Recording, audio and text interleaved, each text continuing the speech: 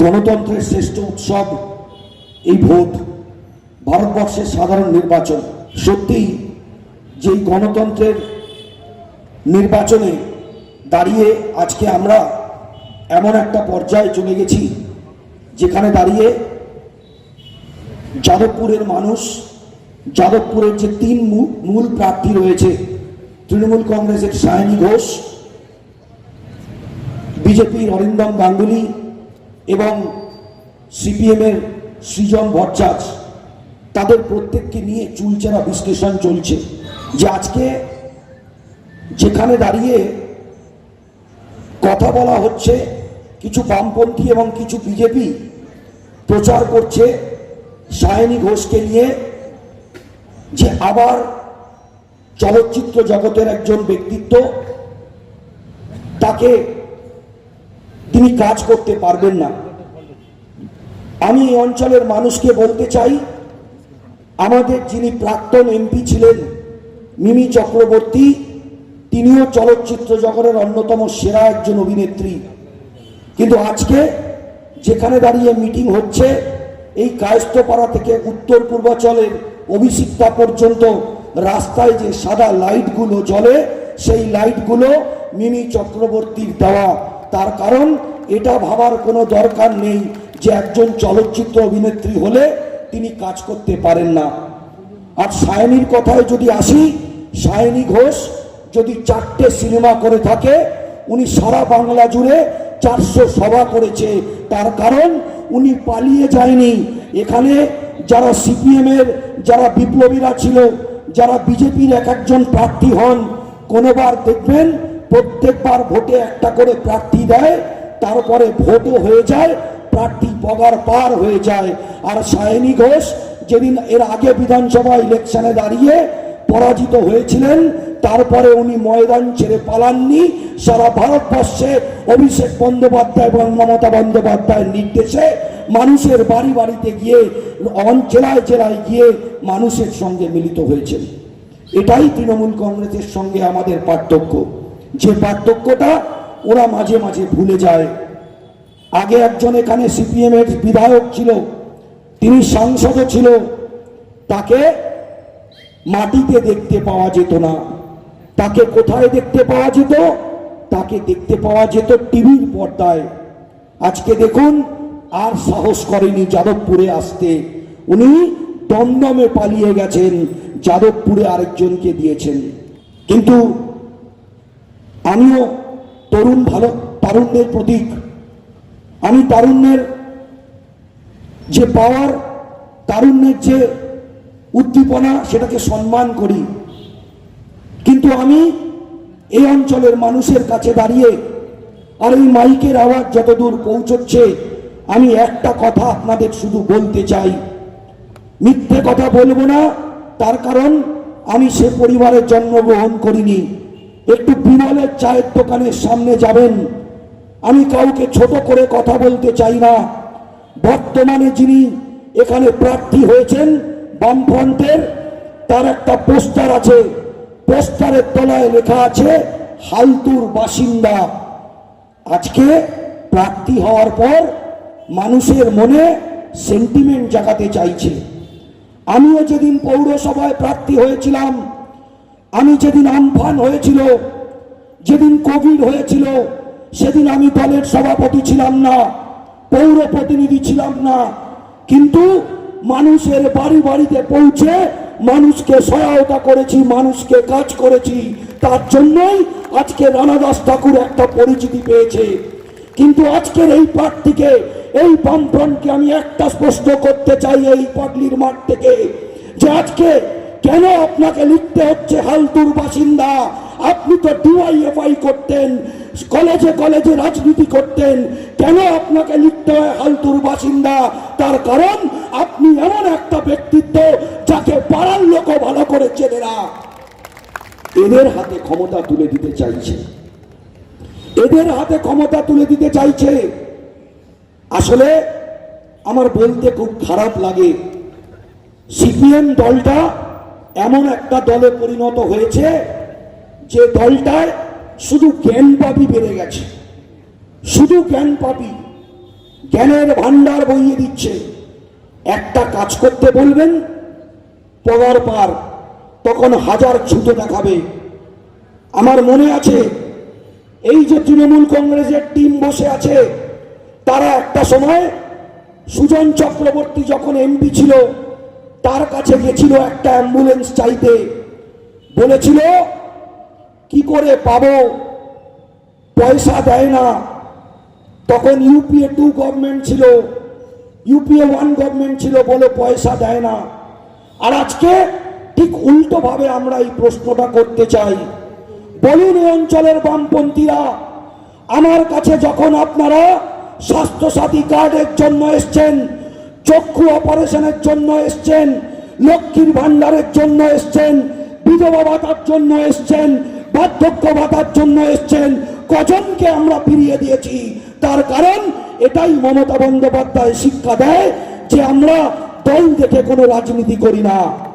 বর্তমান প্রজন্মকে জিজ্ঞাসা করুন, সুলেখা কালী, যে কালী দিয়ে আমরা পড়াশোনা শিখে বড় হয়েছি, আমাদের প্রজন্ম, তার আগের প্রজন্ম, আমাদের বাবা কাকারা বড় হয়েছে, আজকে সেই সুলেখা ফ্যাক্টরিটা কোথায় সেটা জানে কিনা? আজকে আমি প্রশ্ন করতে চাই এই অঞ্চলের বামপন্থীদের, বলুন যেখানে ওয়েস্ট উইন্ড হয়েছে সেখানে একটা সময় ডাবরের ফ্যাক্টরি ছিল, আজকে এরা বলছে রুটি কাপড়া মাখান।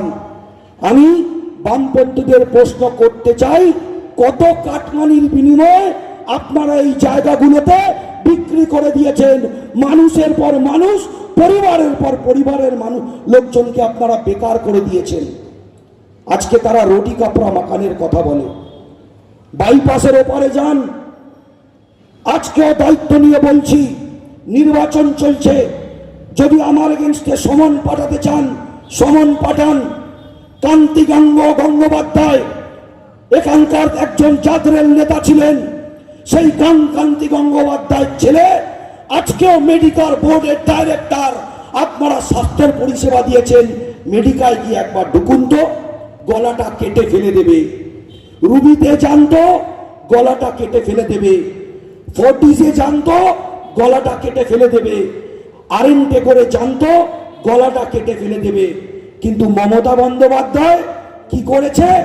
ওই হসপিটালগুলোতে মানুষকে অ্যাক্সেস পাইয়ে দেওয়ার জন্য একটা করে স্বাস্থ্যসাথী কার্ড দিয়েছে 5 লাখ টাকার বিনিময়ে। আজকে ওই মানুষগুলো মেডিকায় দাঁড়িয়ে, রুবিতে দাঁড়িয়ে, আরএনটে করে দাঁড়িয়ে, ফোর্টিসে দাঁড়িয়ে ওই কার্ডটা দেখিয়ে বলতে পারে আমার মুখ্যমন্ত্রী আমাকে স্বাস্থ্যসাথী কার্ডটা দিয়েছে, এটা দিয়ে আমার অপারেশনটা করিয়ে দাও। অন্যায় করেছে মমতা বন্দ্যোপাধ্যায়, অন্যায় করেছে। আজকে এখানে দাঁড়িয়ে বড় বড় কথা বলছি। এক বামপন্থী আমায় বলছে কায়স্থপাড়াতে আমাদের প্রার্থী আছে, আমরা জিতবো।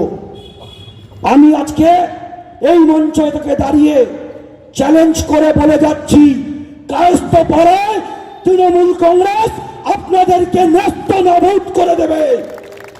তার কারণ আমি মানুষের বাড়িতে যাচ্ছি, আমি রাজনীতি করতে শিখিনি। আমি যে কারণে আজকে চাকরি ছেড়ে এখানে রাজনীতি করতে এসেছিলাম, একটাই কারণে এসেছিলাম, আমার বাবার কিছু অসম্পূর্ণ কাজকে সম্পূর্ণ করতে। 2 বছর 3 মাস আমার বয়স হয়েছে পৌর প্রতিনিধি হিসাবে। বলুন এই অঞ্চলের মানুষ কোন পরিষেবাটা পাননি? আজকে যদি এই মঞ্চ থেকে দাঁড়িয়ে কারা কারা সিপিএম এর স্বাস্থ্যসাথীতে অপারেশন করেছে, কারা কারা কোন কোন বাড়ির সিপিএম এর লোক লক্ষ্মীর ভান্ডার পেয়েছে, কোন কোন লোক বার্ধক্য ভাতা পেয়েছে, কোন কোন লোক বিধবা ভাতা পেয়েছে, আমি এখানে দাঁড়িয়ে বলে দিতে পারি। কিন্তু আমার উদ্দেশ্য সেটা নয়। তার কারণ আমরা এখনো মনে করি, আমি যখন সরকারে আছি, আমরা যখন শাসক আছি, আমরা নিজেদেরকে শাসক বলে মনে করি না, আমরা সেবক। আমরা মানুষের সেবা করতে এসেছি। তাই মানুষকে কোনো একটা জিনিস দিয়ে তার বিনিময়ে তাকে খোটা দেব, এ শিক্ষায় আমরা শিক্ষিত হইনি। তাই যখন মানুষের বাড়িতে যাচ্ছি, আমি মানুষকে শুধু একটাই কথা বলছি, যদি মনে করে থাকেন বিগত 2 বছর 3 মাসে 106 নম্বর ওয়ার্ডের হাল কিছুটা হলেও বদলেছে, আমার মুখ চেয়ে, মমতা বন্দ্যোপাধ্যায়ের মুখ চেয়ে আপনারা শুধু ভোটটা দিন, এমএলএ আসবে এবং এমপি যদি পাই আমরা এমপির থেকে টাকা নিয়ে কাজ করতে পারবো। আমার মানুষকে বলতে আপত্তি নেই, বেশ কিছু বড় বড় প্রজেক্ট যে আমরা এখানে নিয়েছি। যেদিন পৌর প্রতিনিধি হয়ে এসেছিলাম সেদিন আমরা মানুষের কাছে কমিটমেন্ট করেছিলাম যে আমরা আপনাদের জন্য কাজ করব। তাই হসপিটাল রোড থেকে শুরু করে কবি নজরুল পার্ক, অভিষিক্তার ওখানে আমরা একের পর এক 3টে বুস্টার পাম্পিং স্টেশন অ্যাপ্রুভ করেছি। 3টে বুস্টার পাম্পিং স্টেশন অ্যাপ্রুভ করেছি। ভোটের পরে সেখানে কাজ শুরু হবে। আমরা স্বাস্থ্যকেন্দ্রের অসুবিধা দেখে আমরা একটা স্বাস্থ্যকেন্দ্র ইতিমধ্যেই তার কাজ আপনারা জানেন, আমরা সবাই ওখানে শুরু করেছি। আমি মাননীয় মহানাগরিককে বলেছি আমাদের এই অঞ্চলের বহু গরিব মানুষ আছে, বহু নিম্ন মধ্যবিত্ত মানুষ আছে, যারা যখন অসুস্থ হয়, সামান্য জ্বর, সর্দি কাশি, কলেরা, ম্যালেরিয়া, আমাদেরকে হসপিটালে ছুটতে হয়। তাই আমাকে ওই হসপিটালের জমিতে একটা 35 বেডের কমিউনিটি হেলথ সেন্টার করে দাও, তার অ্যাপ্রুভালও মহানাগরিক দিয়ে দিয়েছে। আমরা মন্ডল পাড়াতে যে বাজারটা রয়েছে সে বাজারটাতে আমরা একটা G+7 একটা কমার্শিয়াল কমপ্লেক্স করছি, তার অ্যাপ্রুভালও আমার কাছে চলে এসছে। মাননীয় মুখ্যমন্ত্রী ওই জায়গাটা কেএমডি এর জমি সেখানে অ্যাপ্রুভ করে দিয়েছেন।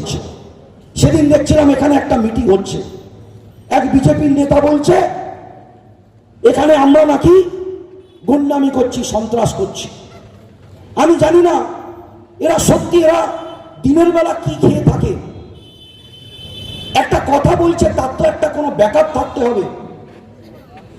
আমি গর্ব করে বলি যে আমি 106 নম্বর ওয়ার্ডের পৌর প্রতিনিধি, তার কারণ 106 নম্বর ওয়ার্ডের যেদিন কর্পোরেশন ইলেকশন হয়েছিল প্রশাসনটা আমাদের হাতে ছিল, সেই কর্পোরেশন ইলেকশনের দিনও বিরোধীদেরও একটা অভিযোগ জমা পড়েনি। তার কারণ এখানে এতটাই বন্ধুত্বপূর্ণ পরিবেশে ইলেকশন হয়।